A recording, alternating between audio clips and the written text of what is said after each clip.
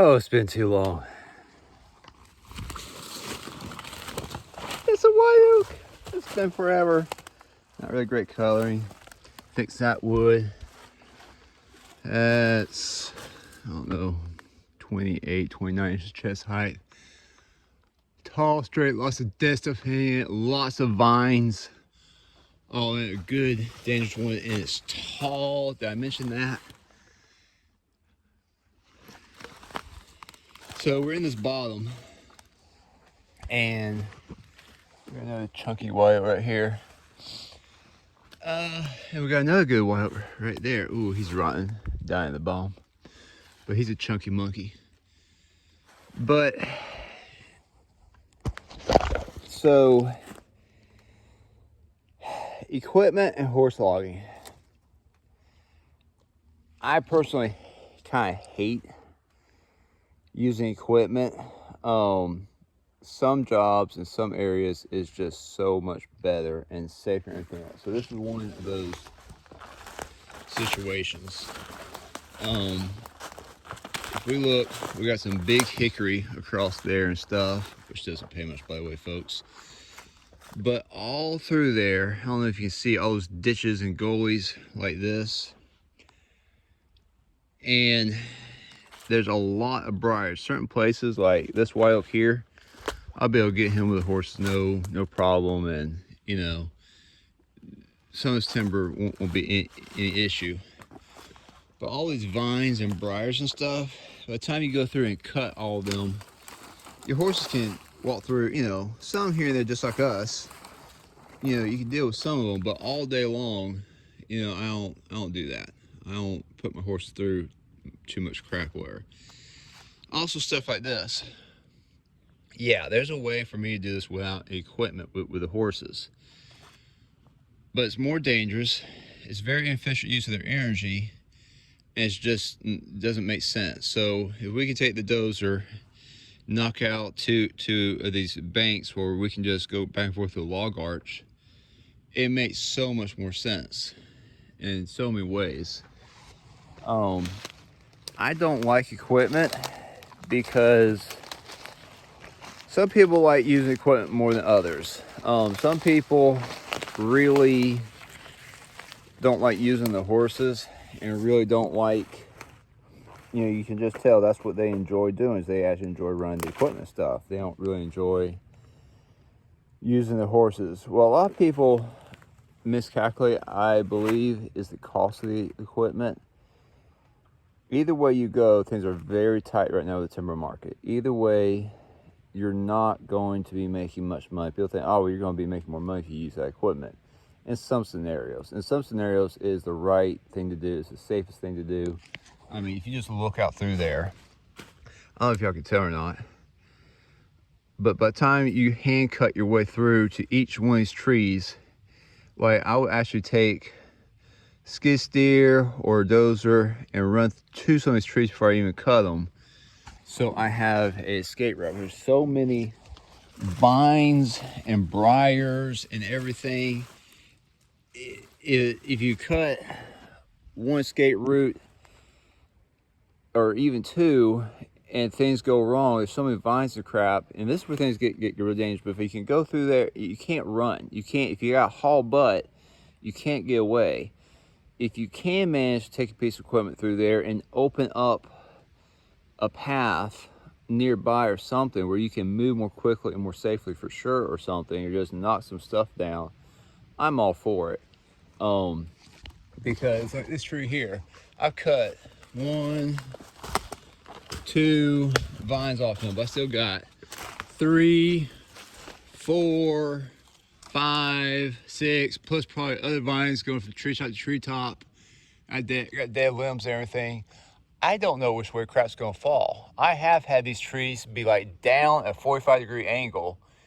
One of these stupid little vines tighten up and they just swing all the way around and chase your butt. Like, I hate vines. I hate them. So, I don't like picking jobs where you need to use the equipment.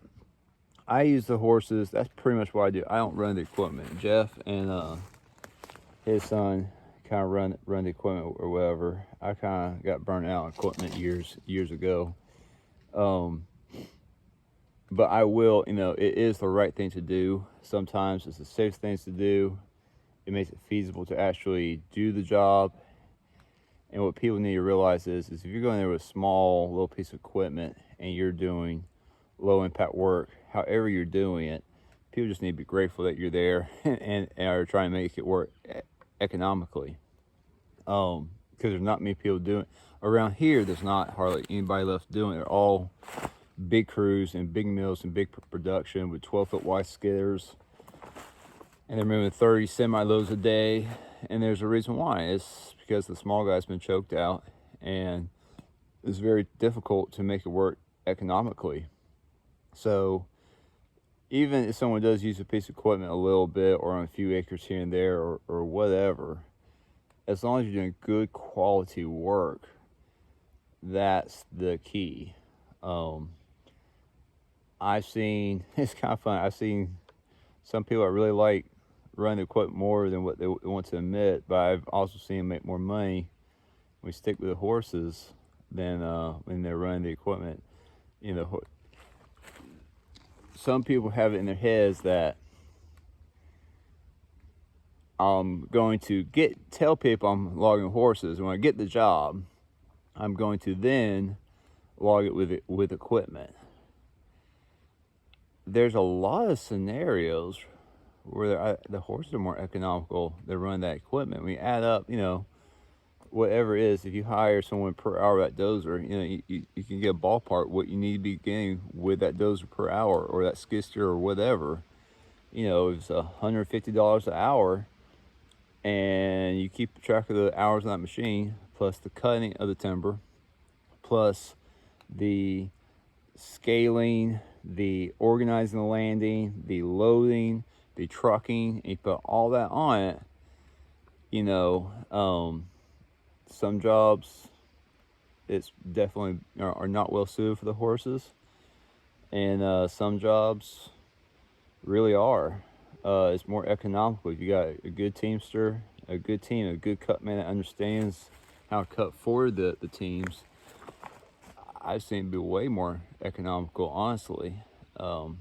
It's just not all jobs are that way, or even parts of jobs are not that way. So, there's a balance to everything. Every area is different. Down here in like these bottoms where the briars and thorns and thistles get kind of gnarly sometimes. That gets a little, it's not economical, but sometimes I'll just punch a main pathway through the woods with the dozer, just open up some of the brush and everything, and then off of that I'll cut for the horses so they're not fighting that stuff. But I save myself so much labor by punching a way through the woods that it makes it way more economical time wise, my investment wise, and easier on the horses and everything else to have a open spot, a main fairway open spot where they can walk steady. They're not tripping into, they're not having to wash their footing so bad or whatever. So, yeah, that's just my 2 cents on it. I don't know if there's a spot where I can put y'all or not. I'm gonna try.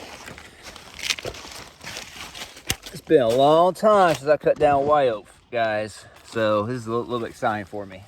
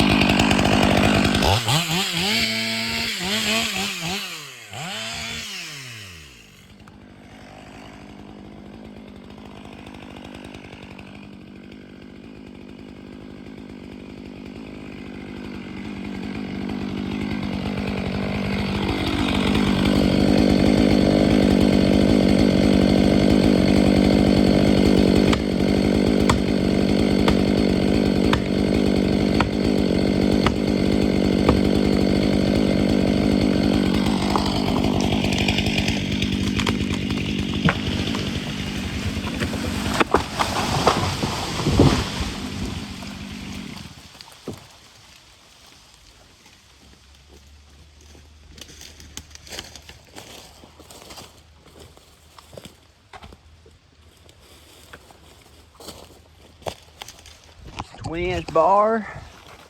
Comes just past the middle. Look how little taper there is on that tree. Man, there's a lot of vines. Crap, I hate vines. Do the world a favor, when you walk through the woods, kill every vine in the woods. I don't care what anybody says. Not everyone, but most, 99.9% of them. Kill them bloody things. It's not a bad tree. Even growth rings, nice and round. Got a twist to the grain slightly. Oh well, we all can't be perfect. Y'all have a great one.